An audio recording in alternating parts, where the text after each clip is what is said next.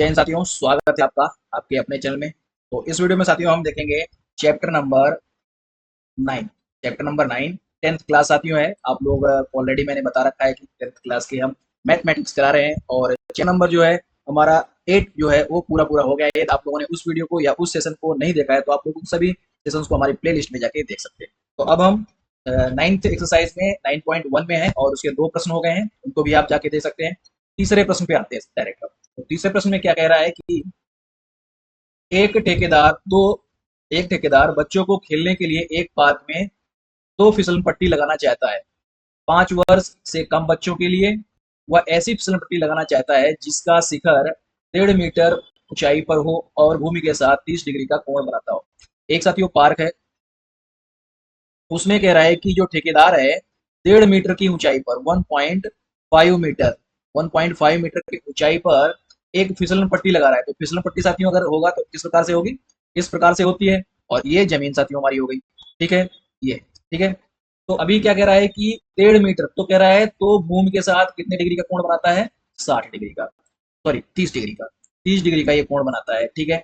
जबकि इससे अधिक उम्र के बच्चों के लिए 3 मीटर का है। जब यहाँ पे उम्र जो है 5 वर्ष से, ये कितने की वर्ष की है उम्र, 5 वर्ष के लिए, 5 वर्ष की। अब 5 वर्ष से अधिक अगर है तो ये जो दूरी है कितनी हो जाती है, 3 मीटर हो जाती है। ये पूरी दूरी है कितनी हो जाएगी, 3 मीटर। ये 5 वर्ष से अधिक के लिए है। तो ये दूरी यहाँ से यहाँ तक की कितनी होगी, ये भी 1.5 मीटर साथ हो जाएगी। अगर इसको पॉइंट दें हम ए बी और इसको सी दे दें और इस वाले पॉइंट को हम क्या दे दें, डी, तब क्या कह रहा है कि ये जो कोण है इस वाले एंगल का, ये जो है साथियों 60 डिग्री होता है। कितना डिग्री, 60 डिग्री। यहाँ पे हम इसको लिख लेते हैं। तो कह रहा है कि प्रत्येक स्थिति में फिसलन पट्टी की लंबाई ज्ञात करना है। मतलब ए सी और A D, A C question mark है और ए डी क्वेश्चन मार्क है।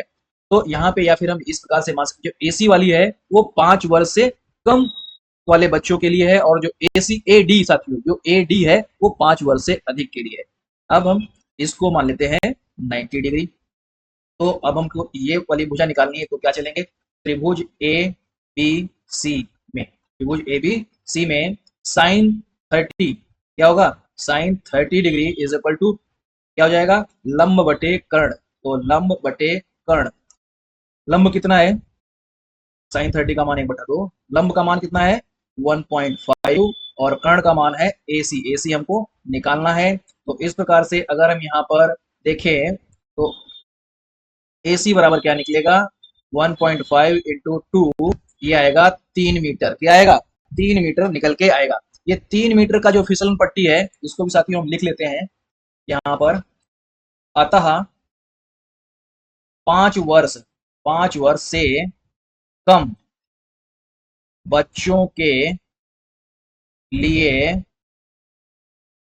फिसलन पट्टी की लंबाई कितने मीटर आएगी, 3 मीटर आएगी। अब हमको कहाँ पे जाना है, जो 5 वर्ष से अधिक है साथियों, 5 वर्ष से अधिक है। तो अब हम त्रिभुज किस में चलेंगे, यहाँ पर साथियों देखिएगा पेन का कलर हम चेंज कर लेते हैं और यहाँ पर त्रिभुज किस में आएंगे, ए, यहाँ पे देखिएगा ए बी। अब हम ये पूरे में जाएंगे डी में, ए बी डी में, इसमें भी साइन 60 लग जाएगा। क्या लगेगा, sine 60 is equal to B सी।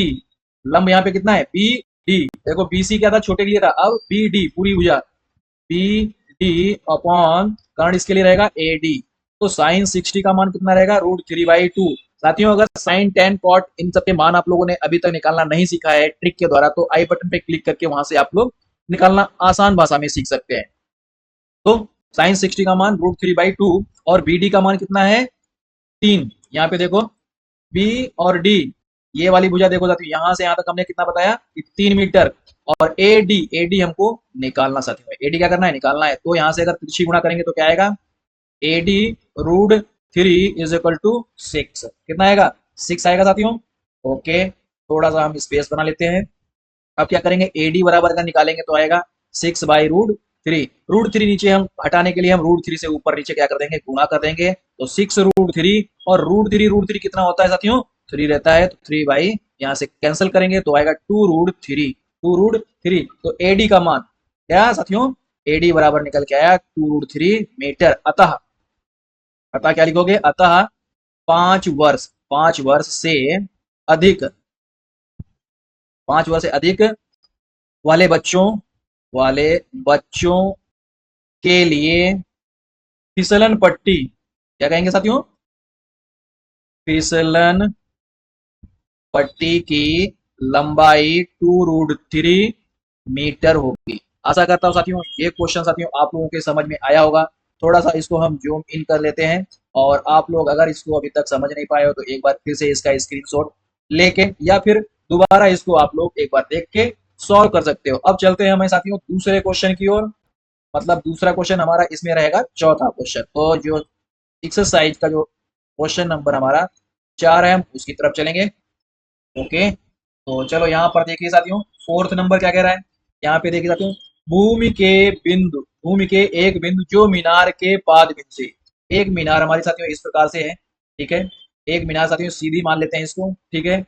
तो मीनार के एक यहाँ पर कोई एक बिंदु और होगा, जिससे ये हो गया एक बिंदु जो मीनार के पाद बिंदु से 30 मीटर है। जो ये वाला पॉइंट है वो इस वाले पॉइंट से कह ले, या मीनार के पाद बिंदु से वो 30 मीटर दूरी पर है। मीनार के शिखर का उन्नयन कोण, साथियों ये जो मीनार है इसके शिखर का जो ये वाला उन्नयन कोण है, चलो इसको यहाँ पे कर लेते हैं, उन्नयन कोण कितने डिग्री है, 30 डिग्री है, 30 डिग्री है।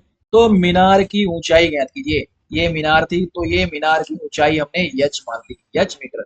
अगर इसको ए बी और ये साथियों 90 डिग्री को मान के चलते हैं, थोड़ा तिरछा है उसको आप लोग समझ लेना, हाथ से साथियों बनाया हुआ है, कोई प्रकार पेंसिल पटरी का हमने यूज नहीं किया है, ठीक है। तो सबसे पहले हम क्या कर लेंगे, माना मीनार की ऊंचाई बराबर एच मीटर। अब साथियों देखिए ये लंब है ये आधार है, लंब और आधार किसमें आता है, टेन थीटा में आता है। तो tan theta is equal to क्या होता है, लंब बटे आधार, क्या होता है, लंब बटे आधार। लंब क्या है, एच है, आधार कितना है, 30 है।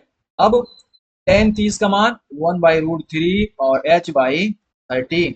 आगे हम यहाँ पे क्या करेंगे, h × √3 is equal to 30, h equal to 30/√3। √3 से यहाँ पे अगर हम मल्टीप्लाई कराएंगे तो इस प्रकार से ही आएगा, और h बराबर हो जाएगा 30√3 और √3 हो जाएगा 3, ठीक है। तो यहाँ पे इतना निकल के आया, समझ में आया होगा साथियों। तो ये आएगा कैंसिल होके 10, और एग्जैक्ट मान एच का आएगा 10√3 मीटर। अतः जो मीनार की ऊंचाई है, अतः मीनार की ऊंचाई 10√3 मीटर है।